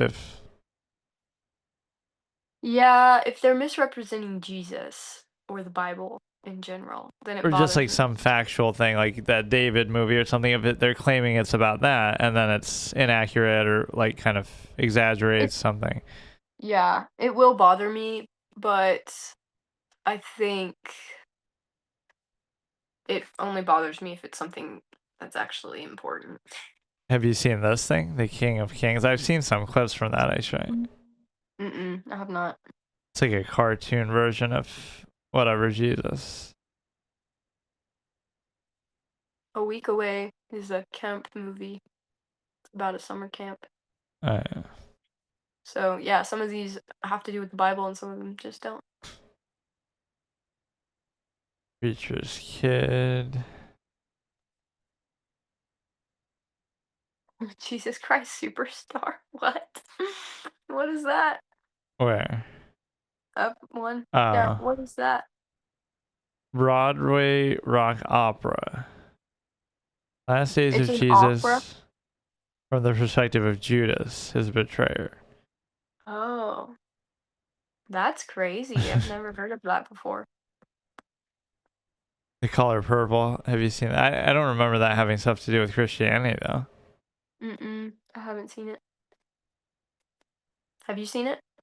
Yeah, I think it's with Oprah, I think. Oh, interesting. All right. I've never seen Shawshank Redemption either. I know I need Oh, to. 'cause really? it's Wow. I know it's a very popular movie. Did you know it was written by Stephen King? Really? Yeah. But it's not scary? No, it's nothing like his other work. Yeah. Interesting. All And right. is it about Christianity or is it about other things? No, it's about a guy. There might be some themes of it, but like a guy who's in jail and he didn't really do it and he's trying to escape and stuff like that. Oh. Do you think he was innocent? I think it's pretty much confirmed. I can't remember. I think they say it. Was he innocent? Not to spoil it since you haven't seen it, but presume that he's guilty. Oh, I can't remember, but he's basically trying to escape and whatnot. So Maybe I'll get my family to watch it sometime. Be like, hey, I gotta watch Shawshank Redemption. It's homework. all right, I won't keep you too long. So Okay, well, good talking with you. okay, bye bye. And I'll think about that whole science versus God thing again, because I mean, did I answer did that make sense what I was saying? That God made science, but he's not confined by it? But but that's kind of like a cop out. So then science could never disprove God because you'll just say, oh, it's him doing it. Yeah, but if he was confined by science, then wouldn't that be something he's bound by? Like he's not more powerful than the system? But that would be the point. Like, if we can explain everything through science, then God doesn't need to exist anymore. So then, right, they're sort of in conflict with each other, but you kind of say it wouldn't matter. We could explain everything through science. Or what if we explain God's origin through science too, and we find him out in space somewhere? Or like, none of that would disprove it. I think that's the whole thing with God though, is like he's indescribable, unexplainable. He made everything and he's more powerful than everything. But yeah, I don't know. I just thought that was interesting. If I see something, is it bothering you that I've been sending you videos and music? Oh no, that's fine. But would Okay. it discredit that is what I'm saying. Like we find out all the secrets of the universe and reality, and we find out our life is a simulation made by aliens or something. Like Well, that would any definitely discredit. but then you would still say, "Oh, God made those aliens." Then, like, you'll always find some excuse. um, I think I would want to say that, but I think I'd definitely be freaked out if our lives were simulations, and I would question a lot. So maybe God is the It's the alien. sort of, yeah. Like, what if they made that to appease us and make us think that, and then, but really it's them doing it, and then, right? Yeah. It's like a trick. I don't know. I'll have to think through that one. Or it's a trick by people to control other people, which is actually what it is. But it's not that, because it's personal. It's one-on-one. Just me and God. So if churches didn't exist, you'd still do it the same way. Yeah. Mm-hmm. Alone and nobody else, you're the only Christian on the planet, you would still believe it. Yeah, I think so. Like there's no sense of community and stuff like that that it benefits from or that it relies on. Yeah, sadly, I haven't been able to go to church the last like 3 or 4 weeks, but I still have God. I still have His Word. You could know? never go to church, but you would still believe it. Yeah. So then why is it necessary? Why do you even need churches? Well, God gives us. There's a lot of like good things. You're affecting me with your yawn all Oh, the way sorry. from New York. That's crazy. I just got secondhand yawning from a different state. Okay, so there's many benefits to church as a whole. I feel like I have a longer explanation than we have time for, though. Do you want to talk about that next time? Yeah, but the point is you could never pray, you could never go to church, you could never interact with anybody else who's Christian, but you would still just believe it as a solitary thing, just on its own. I would still believe it, but I would still pray because God is there with me. Anyways, I just want to, be praying at church. But like there's no requirement, like you have to pray this many times or you have to do something. No, but it is nice. Like, Isn't there reading like some lessons. expectation that you would have to go to church? You're supposed to, and it's good for you, but it's not like it's something that will bless you. But if you don't go to church, you're not automatically not a Christian. Because yeah, if you live like in North Korea, but you're still a Christian, but you can't go to church because there wouldn't be a church there. So then what? Yeah, then it's like you still have God. Like, would a church bless you by getting to be a part of Christian community? Yes. But are you, not going to heaven anymore? No, that's not at all. Or like even if you're in North Korea, then you might have to, bite your tongue and go along with things that you don't want that go against your faith just because you live there, right? Because you're kind of forced to. So would that be acceptable? Kind of like what we were talking about, like right and wrong being objective, even in situations like the situation change, you know? So, like, it would be more beneficial for Christianity for them not to be saying, yes, I'm a Christian out loud in the streets, even though that would be great to be able to do. But there's no like, oh, you would just sacrifice yourself and make a big spectacle. I think it would be more beneficial for those people to make relationships with people and get to actually teach them what the Bible says instead of just like dying and being like, "Oh, that's weird. That person died." Even know? if in the process you're propping up a system that you would ultimately disagree with. What do you mean?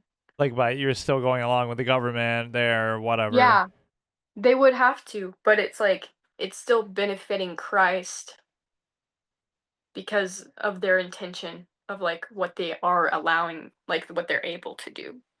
But there's never any like you cut yourself off from society because it goes against your beliefs that badly. I think our goal is to reach people that are inside the society, right? So it's kind of hard for us to reach the people inside the society if we are like disowning it. But then you get corrupted by that society and then you become flawed with it. It says to be in the world, but not of the world. So just don't become corrupted. That's kind of the thing. You go to the grocery store and you're still subject to certain things that. Yeah. Well, I guess I mean so more in sin. Like I have been around a lot of people that curse a lot recently, and I don't curse because I don't think it's biblical.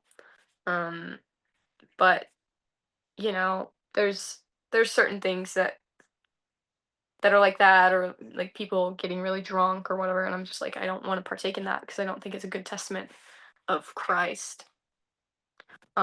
All But yeah. right. Okay, sorry, I've been talking your ear off. No, you're fine. Okay, talk to you next time. Okay, bye. Bye.